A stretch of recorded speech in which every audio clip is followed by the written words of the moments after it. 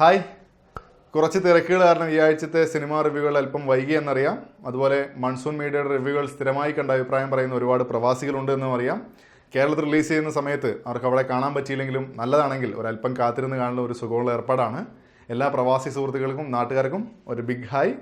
Channel subscribe ചെയ്തും video ഇഷ്ടമായാൽ like ചെയ്തും അഭിപ്രായങ്ങൾ കമൻറ്റ് ചെയ്തും സപ്പോർട്ട് ചെയ്യുമെന്ന് പ്രതീക്ഷിക്കുന്നു.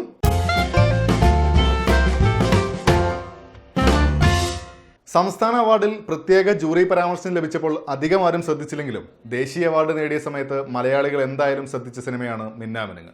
കഴിഞ്ഞ വർഷത്തെ മികച്ച നടിക്കുള്ള ദേശീയ പുരസ്കാരം ഈ ചിത്രത്തിലൂടെ സുരഭി ലക്ഷ്മി നേടിയപ്പോൾ വീണ്ടും മലയാളികൾക്ക് അഭിമാനിക്കാനുള്ള നിമിഷങ്ങൾ തന്നെയാണ് ഉണ്ടായത്.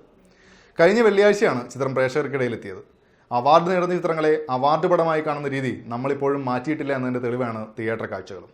അനിൽ തോമസ് സംവിധാനം ചെയ്ത ചിത്രത്തിന്റെ സംഗീതം ഔസേ ബച്ചനും ഛായാഗ്രഹണം സുനിൽ പ്രേമുമാണ് കൈകാര്യം ചെയ്തത്. സുരഭിയെ കൂടാതെ പ്രേംപ്രകാശ്, കൃഷ്ണൻ ബാലകൃഷ്ണൻ, ബാലു നാരായണൻ, റബേക്ക സന്തോഷ് എന്നിവരാണ് മറ്റു പ്രധാന കഥാപാത്രങ്ങളെ അവതരിപ്പിച്ചത്. ജീവിതത്തിന്റെ രണ്ടറ്റവും കൂട്ടിമുട്ടിക്കാൻ പാടുപെടുന്ന നായിക, ഹോസ്റ്റലിൽ നിന്ന് കോളേജിൽ പഠിക്കുന്ന മകളും ജോലിക്ക് പോകുന്ന അച്ഛനും അടങ്ങുന്ന കുടുംബമാണ് സുരഭി അവതരിപ്പിക്കുന്ന കഥാപാത്രത്തിൻ്റെത്. അവരുടെ വീട്ടിൽ സഹായത്തിനെത്തുന്ന പ്രഭു എന്ന കഥാപാത്രമായി കൃഷ്ണൻ ബാലകൃഷ്ണനുണ്ട്. മറ്റ് കഥാപാത്രങ്ങൾ മിക്കവാറും വരുന്നത് ആ സ്ത്രീയുടെ തൊഴിലിടങ്ങളിലാണ്. സ്വന്തം മകളെ പഠിപ്പിച്ച് വലുതാക്കണം എന്ന ആഗ്രഹത്തിൽ അവളുടെ ഹോസ്റ്റൽ ഫീസ് പോലും അടയ്ക്കാൻ ബുദ്ധിമുട്ടുന്നുണ്ട് ഈ കഥാപാത്രം. തിരുവനന്തപുരത്ത് നിന്നും കുറെ ഉള്ളിൽ ഒരു ഗ്രാമത്തിലാണ് നായിക കഥാപാത്രം ജീവിക്കുന്നത്. വീട്ടിലുള്ള പശുവും കോഴിയും ഒക്കെയായി ചെറിയ വരുമാനവും പകൽ മുഴുവൻ മറ്റു വീടുകളിലെ പണിയും ഓഫീസിലെ പണികളുമായി പോവുകയാണ്. എൻ്റെയൊക്കെ ജീവിതത്തിൽ ഏറെ കണ്ടിട്ടുള്ള ഒരാൾ തന്നെയാണ് ആ സ്ത്രീ. അവരുടെ സ്വപ്നങ്ങളിലും ചിന്തകളിലും മക്കൾ, കുടുംബം എന്നത് മാത്രമാണ്. നിവർന്നു നിൽക്കാൻ പോലും പറ്റാതെ ജീവിതത്തോട് പൊരുന്ന സ്ത്രീയെ അഭ്രപാളികളിൽ അവിസ്മരണീയമാക്കിയിട്ടുണ്ട് സുരഭി.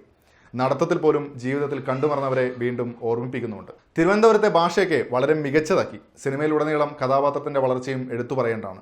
ജീവിതത്തിലെ പ്രതിസന്ധികളെ മറികടക്കാനുള്ള യാത്രകൾ ഹൃദയത്തോട് ചേർന്ന് നിൽക്കുന്ന വിധത്തിൽ സുരഭി അതിഗംഭീരമാക്കിയിട്ടുണ്ട്. പ്രകടനത്തിൽ സുരഭിയുടെ അച്ഛൻ വേഷം ചെയ്ത ബാലു നാരായണൻ, പ്രഭു എന്ന കഥാപാത്രത്തെ അവതരിപ്പിച്ച കൃഷ്ണൻ ബാലകൃഷ്ണൻ, എഴുത്തുകാരനെ അവതരിപ്പിച്ച പ്രേംപ്രകാശ് എന്നിവരും അവരുടെ റോളുകൾ ഗംഭീരമാക്കിയിട്ടുണ്ട്.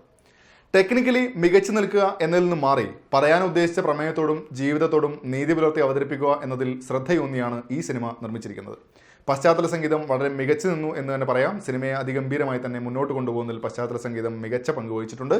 ക്യാമറ കാഴ്ചകളും നന്നായിട്ടുണ്ട്.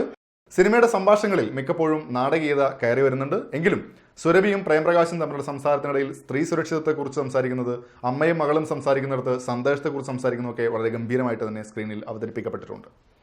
ഒരു എൻ്റർടൈനർ എന്നതിൽ നിന്നും മാറി പച്ചയായ ജീവിതങ്ങളിലൂടെ പ്രേക്ഷകരോട് കഥ പറയുകയാണ് ഇവിടെ.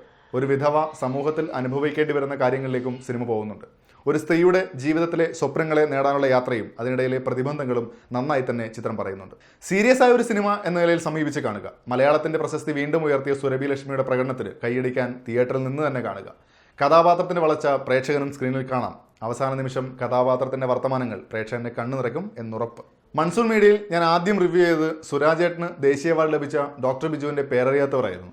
ഒരു വർഷമാകാൻ പോകുമ്പോൾ ഇപ്പോൾ വീണ്ടും അടുത്ത ദേശീയ അവാർഡ് നേടിയ സിനിമയുടെ റിവ്യൂടെ നിങ്ങളിൽ എത്തിക്കാൻ പറ്റിയതിൽ ഒത്തിരി സന്തോഷം.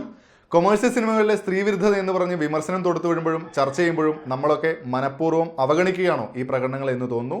ചില നേട്ടങ്ങളെക്കുറിച്ചും നമ്മൾ സംസാരിക്കേണ്ടതുണ്ട് എന്നൊരാഗ്രഹം മാത്രം. എന്തായാലും സുരഭി ലക്ഷ്മിയുടെ ഹൃദയത്തിൽ തൊടുന്ന പ്രകടനം കാണാൻ തീർച്ചയായും ഈ ചിത്രം കാണാം. മലയാള സിനിമാ മേഖല സുരഭിയുടെ അവാർഡ് ആഘോഷിച്ചില്ല എന്നത് സംഭവിച്ച ചരിത്രം. പ്രേക്ഷകരുടെ അംഗീകാരം ലഭിക്കട്ടെ.